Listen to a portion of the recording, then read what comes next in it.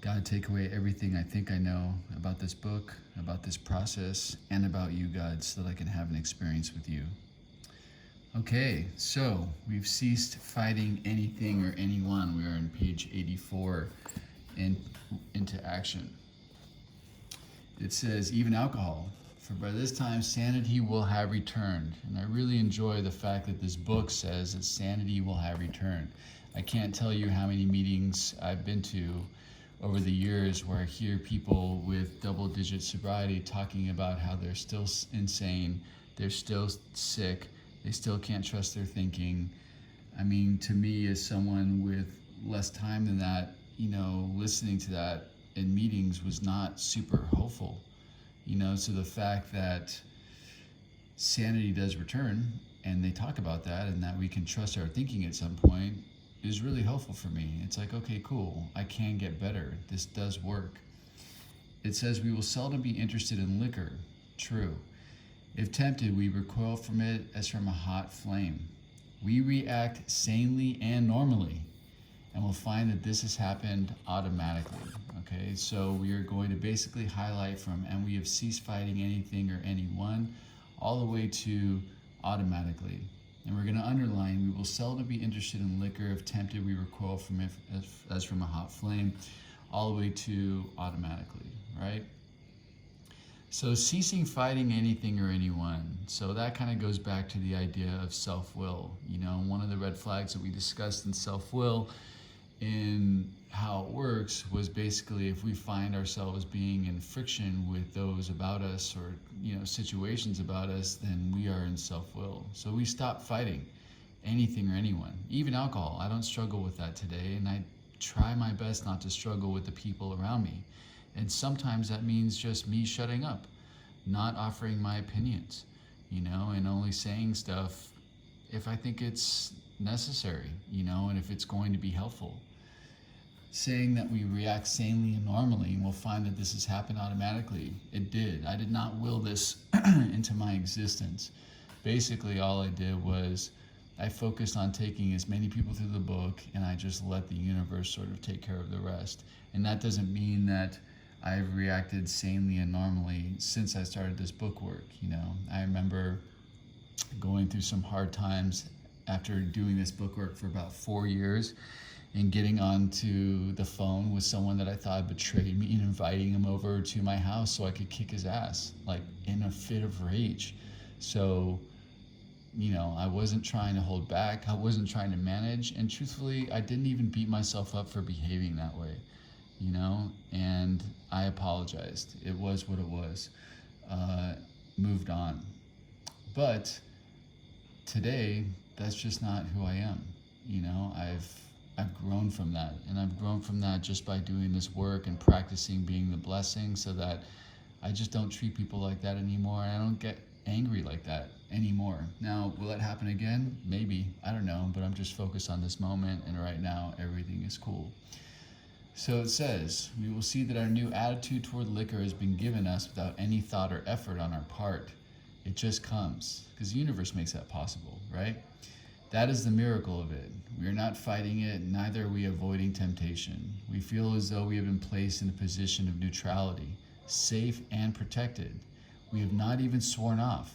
Instead, the problem has been removed. And we're going to highlight, instead, the problem has been removed. So again, I don't take credit for my relief of alcoholism, right? And I don't even take credit for anything. I know it's the universe always providing for me in each moment. It says we are neither cocky nor we afraid. That is our experience. That is how we react so long as we keep in fit spiritual condition. We're going to highlight fit spiritual condition. We're going to underline all this stuff, right? So how do I maintain fit spiritual condition? Well, of course, I'm of service. I try to be the blessing in each moment that presents itself to me. That's how I perfect and enlarge my spiritual life. And I constantly evolve through new situations presented to me in me practicing being that blessing. It is really that simple. And I don't try to do anything else. I just allow everything else to show up for me. And it does. This whole part of not even sworn off, when I first got sober, I thought for sure that at 5 years of sobriety, I was going to eat mushrooms. because I love eating magic mushrooms. They were my absolute favorite thing to do. Did I?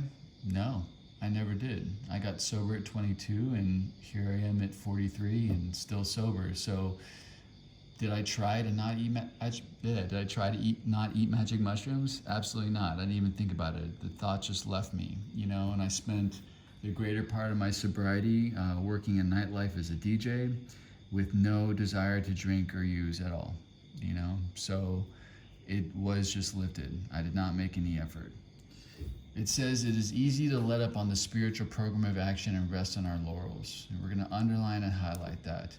So yeah, of course, it's easy to see someone who needs you calling on the phone and to not pick it up because you're in the middle of that Netflix movie.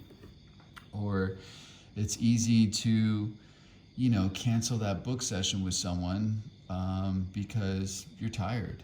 Or it's easy to, when you're working with a bunch of people and you've got some people working on their inventory and some people doing bill story and some people in their amends, so you're not actually in the book for, a few weeks at a time, it's easy to say, oh, well, I'm still working with a bunch of people, so it's cool, The truth for me is that I need to be in the book at least once a day with somebody, If I can do 3 or 4 a day, awesome, even better. Because for me, I really need to practice this.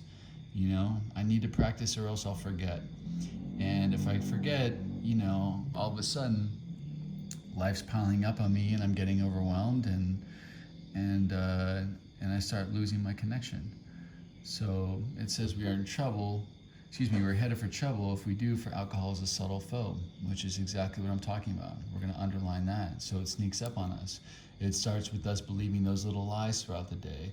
It starts with us believing, the spiritual malady that starts creeping in, the insecurities or the fears or the depression, and thinking that's true, and thinking that our feelings mean something, and thinking that we don't actually have any power anymore. And, then we try to exert more power, and, all of a sudden we're in this horrible place of, feeling so overwhelmed by life and feeling so defeated that, killing ourselves or having a drink or taking some drugs somehow seems like a good idea. It says we are not cured of alcoholism. What we really have is a daily reprieve contingent on the maintenance of our spiritual condition. So we're going to underline and highlight we are not cured of alcoholism all the way down to condition. So the reason why I'm not cured of alcoholism is because I have a physical allergy that will always be with me. That is a genetic part of me. So if I ever pick up drugs or alcohol, no matter what, I will trigger that physical allergy. The doctor says so. It's never fully eradicated is what he said. So I'm not cured of alcoholism in that way. The reason why I'm recovered from alcoholism is because I'm in the book every day with somebody, so I'm treating my mind every day, so I'm not living the insanity of thinking that I can drink or use. I'm not putting drugs or alcohol in my body, so I'm not triggering the physical allergy, and I'm being of service, so I'm treating my spirit, so I'm not sitting in spiritual malady. I'm not waiting in that. So it's talking about a daily reprieve contingent on the daily maintenance of our spiritual condition. And this is why I'm always advocating for at least working with one person a day, so you know that you've done your maintenance for that day. It says every day is a day when we're going to circle that must, because again, this is direction, carry the vision of God's will into our activities. We're going to highlight that sentence.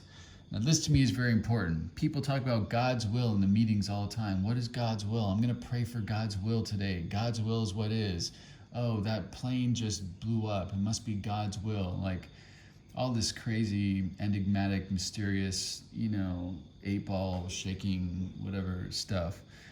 And in the book, it's really clear about what God's will is. And here it is. It says, how can I best serve thee? Thy will, not mine, be done. How can I best serve thee? So the thee is capitalized. So it's basically saying, how can I best serve God? So what does that mean, right? Well, if in step 2 in we agnostics, we've basically conceded to the idea that God is everything, then how can I best serve thee means, how can I best serve whatever's in front of me in that moment in time? That's it. How can I be of service to this moment? So if you're confused about what job to take, or if you should be an actor or a rock star, or if you should, be in finance, or if you should whatever, or if you should be, married someday with children, or if you should be an eternal bachelor, or what's God's will for you? And this is my opinion, God doesn't give a shit, all right? As long as you are being the blessing, doing whatever that you're doing in life, like, it doesn't matter. Do whatever you want to do. Write your own story. The options, like the beautiful thing about Alcoholics Anonymous, it gives you the courage to walk around this earth knowing that the options are limitless. You can do anything you want, right? The way that I feel good in this life doing whatever I want is bringing God's will into the things that I do. And God's will is very simply, how can I bless this situation? How can I bless these people? How can I bless this whatever that's in front of me? It's that simple. How can I be the blessing? How can I bring harmony to this situation? That's it. So it's not any big mystery. It's not something I need to pray for to figure out what it is. It's just, that's what it is. And if there are times when I'm confused about how to be the blessing, because maybe it's a tricky situation, then I'll just call somebody who's had experience with that situation. I'll ask, what you think would be the most, kindest way of walking through this situation that would benefit the most people, So that is God's will. How can I best serve thee? It says, these are thoughts which must, circle must, go with us constantly. And we're going to circle constantly. These are thoughts which must go with us constantly. We're going to highlight that. Circle must, circle constantly. So those are very definitive words again, right? So I need to constantly be thinking, how can I serve this moment, right? It reminds me of the Abraham prophecy, where people had interpreted God's name as being I am that I am, and then, these other people thought, well, maybe the punctuation's wrong, and it's really I am that I am. So it's basically acknowledging that you are a part of everything, and that, you blessing everything around you is basically everything around you blessing you, like we are all a reflection of everything around us, which I think is kind of cool. So it says we can exercise our willpower, our thought power along this line all we wish. It is the proper use of the will. So you can't go wrong when you're thinking, how can I help others? And it's that simple. That is truly the key to happiness in life. Now, again, like I've said over and over in these videos, it's not natural for human beings to do that. We are selfish by nature. We want to take care of ourselves. We do have fears. We, don't want to lose things that we have. We take credit for the things that we've attained. There's pride involved, so to suggest that we basically let all that stuff go and just try to lift everything else around us, that idea of, well, where's mine may come, and that's where the faith needs to really come into play, and understand that the universe will give you more than you will ever receive from another single human being in your life, and that's why this relationship with God is so important. It says, much has already been said about receiving strength, inspiration, and direction from Him who has all knowledge and power. And we're going to underline from Him who has all knowledge and power. And of course, the Him is capitalized. So they're referring to God of your own understanding, right? If we have carefully followed directions, you're going to underline and highlight that. And again, that is the conditional part, and I happen to agree with that conditional. It says we've begun to sense the flow of His Spirit into us. Now, that doesn't mean that His Spirit's not there anyway, or the Spirit of God or the power of God does not exist with us. But sometimes we forget. Sometimes we're not in touch with it. Sometimes we don't believe it, right? And so what this program doesn't like make God give us a God. It basically allows us to connect our side of the connection to God. So I hear sometimes people sharing in meetings about how they don't have a God. We all have God. Every single one of us, every single being on this earth has a God, and really it's just their choice about what they want to make that believe.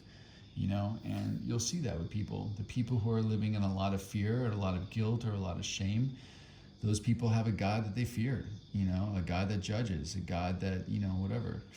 And the people that have a God that's loving and kind and wants the best for them no matter what. And I don't mean just like says that, but really lives it, that they put all their action and faith into, then those people are sitting peacefully. And this is all the stuff that we discussed in the We Agnostics video. But anyway, it says, to some extent, we've become God conscious. Again, so we are connecting our conscious contact, our side of the conscious contact with God, but God is always there for us.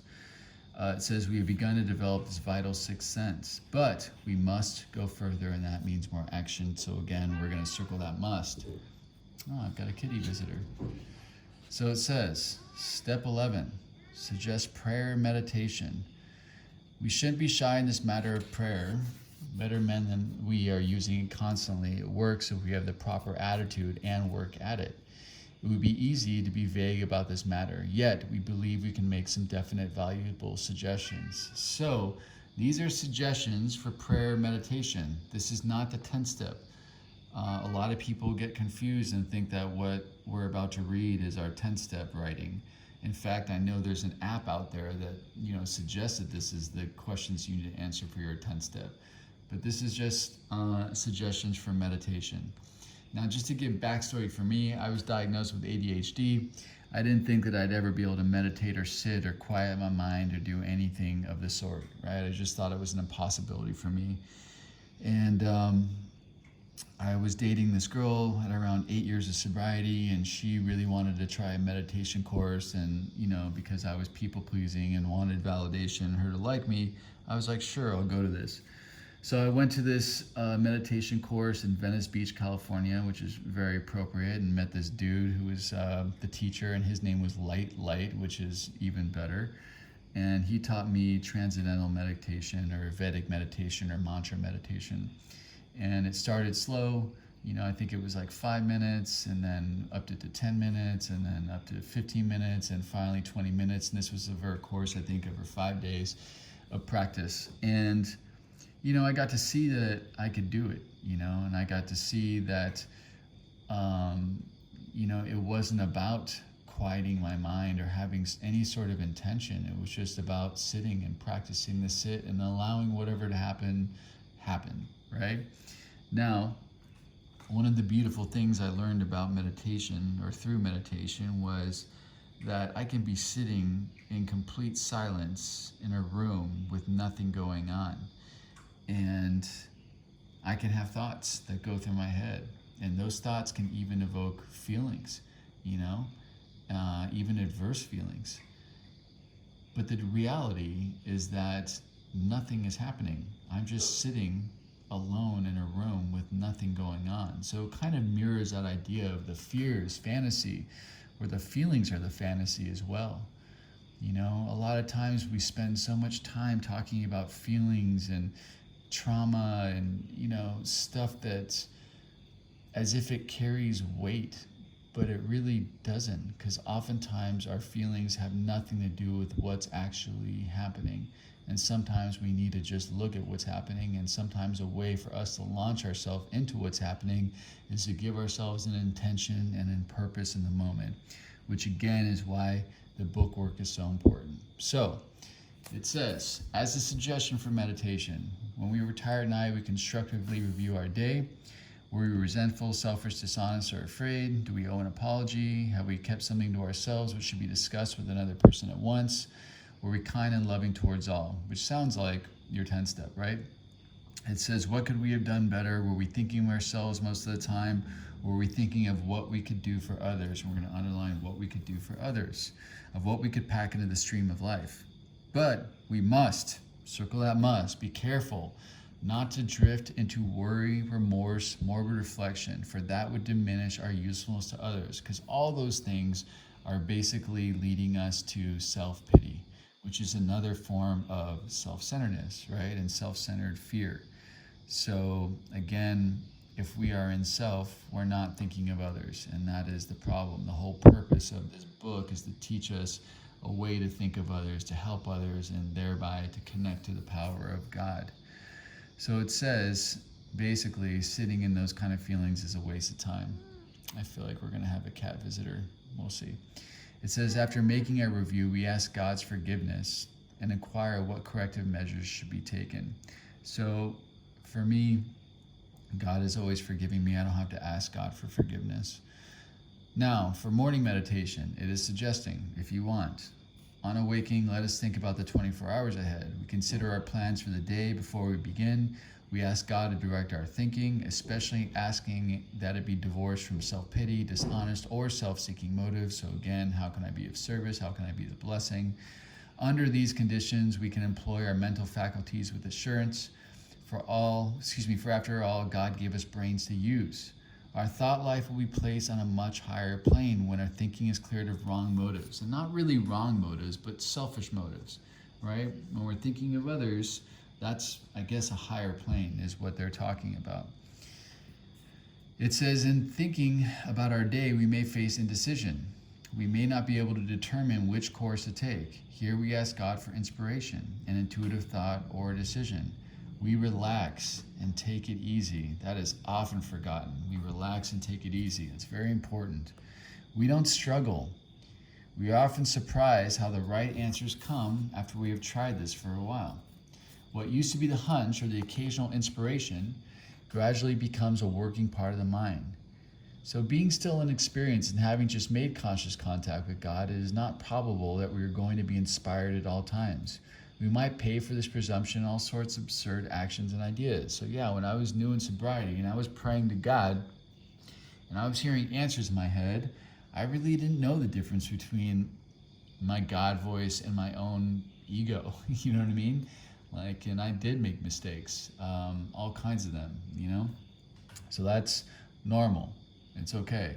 It says, nevertheless, we find that our thinking will, as time passes, be more and more on the plane of inspiration. We come to rely on it. And we're going to underline, we come to rely on it. We're going to highlight this whole thing. Nevertheless, we find that our thinking will, as time passes, be more and more on the plane of inspiration. We come to rely on it. So again, that promise of we get to rely on our thinking. We get so recovered so that we're not sitting in a place anymore where we can't trust our thinking. We're having these insane thoughts and whatever. I mean, that's not to say that today thoughts don't go through my head that are crazy, but I see them almost like outside of me out here, as opposed to something that's ruling my actions and the rest of my life throughout that day. So I can look at them and kind of laugh, and I don't take them seriously because I know that they're ridiculous, So that's kind of how it is. And even that's kind of rare today because I'm just thinking about, okay, cool. Well, how can I help this moment? How can I serve this moment? Then it says, we usually conclude the period of meditation with a prayer, that we be shown all throughout the day what our next step is to be, that we be given whatever we need to take care of such problems. We ask especially for freedom from self-will and are careful to make no requests for ourselves only. We may ask for ourselves, however, if others will be helped. And we're going to highlight that. We may ask for ourselves, however, if others will be helped. And this was like a loophole I had, like, God, please let me win the lottery so that I can pay back this person and that person, and I can take care of this person and that person. But truthfully, that hasn't happened yet. So anyway, it says, we are careful never to pray for our own selfish ends. Many of us have wasted a lot of time doing that, and it doesn't work. You can easily see why, and we're going to underline this sentence. Many of us have wasted a lot of time doing that, and it doesn't work. You can easily see why. So why does that work? So if I'm praying for myself selfishly, right?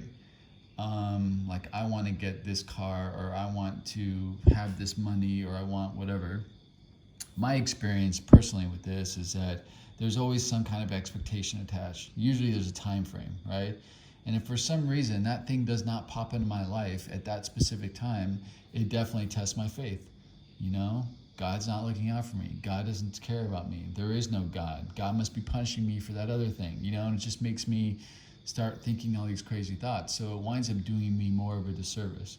So really, I just ask, how can I be of service? God, please provide, an opportunity for me to be of service. Allow me to be helpful throughout the day.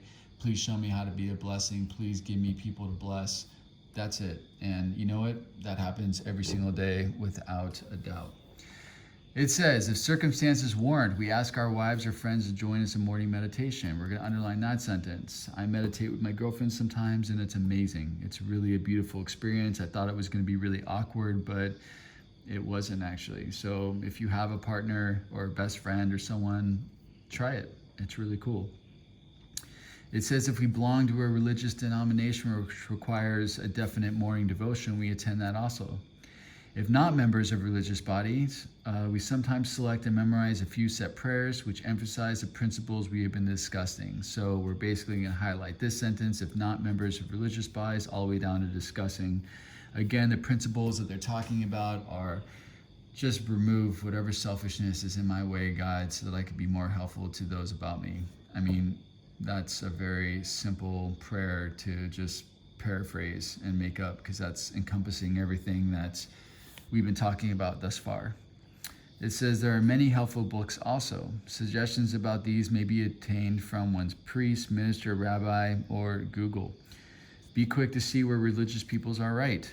Yay! Make use of what they have to offer. It says, as we go through the day, we pause when agitated or doubtful and ask for the right thought or action.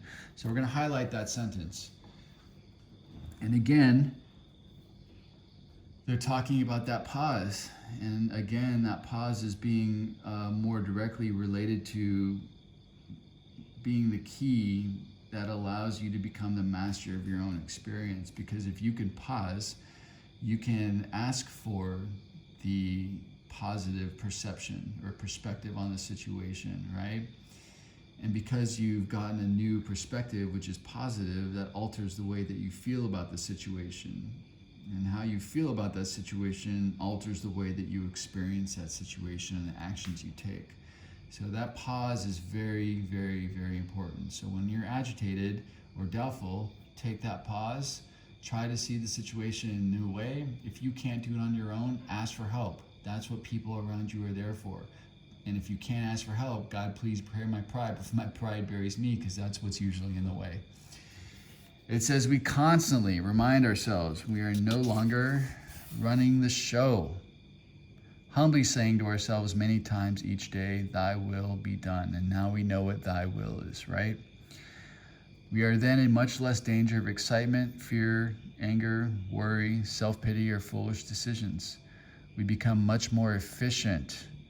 We do not tire so easily, for we are not burning up energy foolishly as we did when we were trying to arrange life to suit our needs. We're not, spinning our wheels and trying to manage people and being dishonest and trying to control this situation and fear about that situation, up at all hours of the night feeling anxious about this thing because, if we don't do this, that's not going to work out. Like, all that's gone, Really, at the end of the day, I just, was I helpful to people today? Yep. Okay, cool. And throughout my day, I'm just focusing on how I can be helpful, and I'm not thinking about getting mine. I know it will come. I know whatever I desire in life will come, and I know that what's going to come is bigger than what I can imagine. I have 100% faith in that. It says it works, it really does. And I will 100% tell you that it does work. This process works more than anything that I've ever tried. And I've tried a lot of things, and I've read a lot of books, and I've tried to implement many different philosophies, and this process has helped me the most. It says we alcoholics are undisciplined, so we let God discipline us in the simple way we have just outlined. And we're going to highlight that sentence. It says, but this is not all. There's action and more action. Faith without works is dead. The next chapter is entirely devoted to step 12. Now, we're not going to go any further. This is going to be the last video. And that's because step 12 in this book is really about making interventions. Now, you're already working with others, hopefully, because you're already taking people through the book. And if you're taking many people through the book and you're really practicing this, then you're going to know how to deal with different personalities, and you're going to intuitively know how to handle bringing people who are curious about alcoholism into the program of Alcoholics Anonymous. You've read the stories already in the book about people sharing their experiences with their alcoholics and talking about alcoholism and drug addiction to people that are curious about it. And basically, the more facts that you're armed with about yourself, the more that you can help others. Now, again, this book is not to be worshiped, right? Only our God. That's the only thing that needs to be worshiped. So I just want to let you know that it's not literally the words in this book that are saving my life, but it's using this book as a tool to be of service to others and connect to the power of God. That is really the magic of this book. So I hope that you're utilizing these videos to help others. If I've already worked with you, or if you've worked with someone that I've worked with, if you've been with this process through somebody else, awesome. I hope it's a good refresher course, or maybe there are things that came up that you hadn't heard before. And if you don't know anything about the program of Alcoholics Anonymous, I hope I gave you a good idea of what it's really about. If you're in a place where, no one's ever taken you through the book and you can't find anyone to take you through the book, and you want a path and a guideline about how to go through the big book Alcoholics Anonymous, this is one that definitely worked for me. But understand that these videos are just videos. They don't really mean much of anything if you don't put them to use. And the magic is not really in anything that came out of my mouth in these videos. It's very dry. My experience is that the magic really comes in the back and forth when one alcoholic talks to another, because that's where this book really comes alive. So I hope that you had that experience, and I want to let you guys know that I love you and the people that have supported this channel and supported this process. I know it's probably dry and weird, but yeah, I really thank you. So I hope you have a beautiful day, and I'll talk to you soon.